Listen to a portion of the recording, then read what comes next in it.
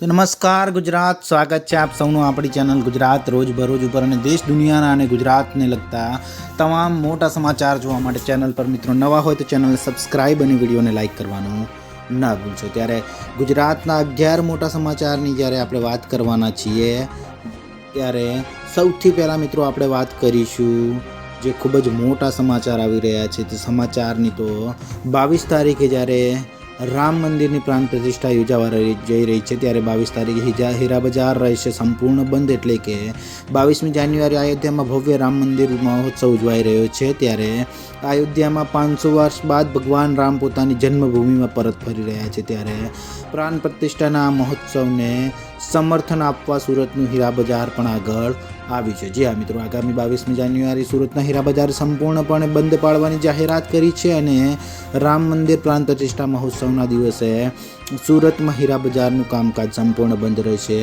જે હીરા બજારના વેપારીઓમાં અનેરો ઉત્સાહ જોવા મળી રહ્યો છે।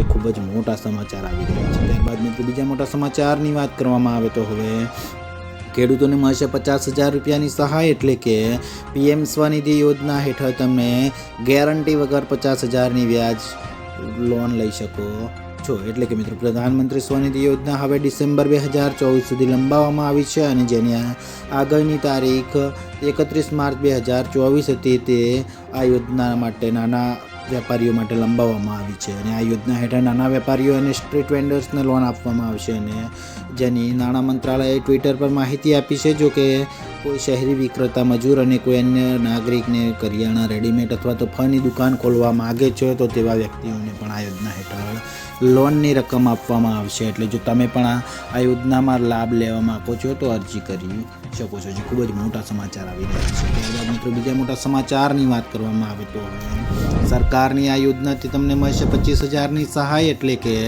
સનેડોની ખરીદી માટે 25,000ની સહાય તમને મળવા જઈ રહી છે। જી હા મિત્રો, રાજ્ય સરકાર દ્વારા થોડા દિવસો પહેલાં સનેડો ટ્રેક્ટરની ખરીદી માટે ઓનલાઈન અરજીઓ મંગાવવામાં આવી હતી, એટલે કે અરજીઓ અંતર્ગત નાણાકીય વર્ષનું લક્ષ્યાંક 110% રાખવામાં આવી છે અને તે પહેલા ધોરણે આ અરજીઓ છે તે અરજીઓ મંગાવવામાં આવી રહી છે। ત્યારે મિત્રો જે ખેડૂતોની અરજી મંજૂર થઈ છે તેમને તમામ જરૂરી ડોક્યુમેન્ટ જમા કરાવવા છે તો તેમને વહેલી તકે 2024ની અંદર જ 25,000 રૂપિયાની સહાય ચૂકવવામાં આવશે, જે ખૂબ જ મોટા સમાચાર આવી રહ્યા છે।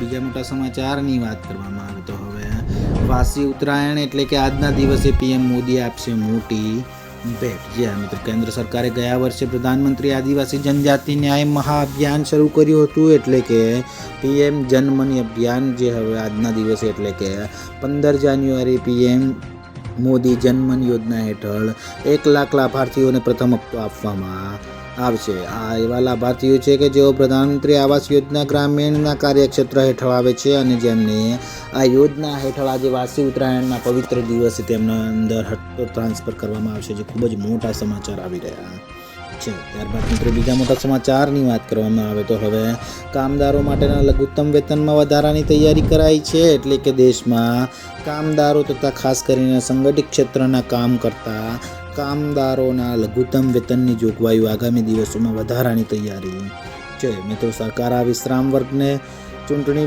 ભેટ આપવા માગે છે અને હવે હાલ જે લઘુત્તમ વેતન માટે ₹176નો લઘુત્તમ દર છે તે વધારીને 2021માં કેન્દ્રની મોદી સરકાર આ માટે મુખર્જી કમિટીની નિયુક્તિ કરી હતી, જેને લઈને હાલમાં આજે કામદારો માટે લઘુત્તમ વેતનના વધારાની જે નિર્ણય છે એ નિર્ણય સરકાર દ્વારા લેવામાં આવે છે, જે ખૂબ જ મોટા સમાચાર આવી રહ્યા છે। ત્યારબાદ મિત્રો બીજા મોટા સમાચારની વાત કરવામાં આવે તો હવે પાકિસ્તાનના ખેલાડીઓમાં પણ ગુંજ્યું જય શ્રી રામ, એટલે કે પાકિસ્તાનના પૂર્વ સ્પિનર દાનિશ કનેરિયાએ પણ અયોધ્યામાં બની રહેલા રામ મંદિરને લઈને સોશિયલ મીડિયા પર એક પોસ્ટ કરી છે। જેમ જેમ મંદિરના અભિષેકનો દિવસ નજીક આવી રહ્યો છે તેમ તેમણે લખ્યું છે કે આપણા રાજા શ્રી રામનું ભવ્ય મંદિર તૈયાર છે અને હવે માત્ર 8 દિવસ બાકી છે। ત્યારે તેમણે આજે આખી જે રામ જન્મભૂમિનો જે તહેવાર છે તેમાં અનેરો ઉત્સાહ દર્શાવ્યો હતો અને જય શ્રી રામના નારા લગાવ્યા છે, જે ખૂબ જ મોટા સમાચાર આવી રહ્યા છે। તો મિત્રો આ હતા ગુજરાત રોજબરોજના મોટા સમાચાર। બીજા સમાચાર જોવા માટે ચેનલને સબસ્ક્રાઈબ અને વિડીયોને લાઈક કરવાનું ના ભૂલશો।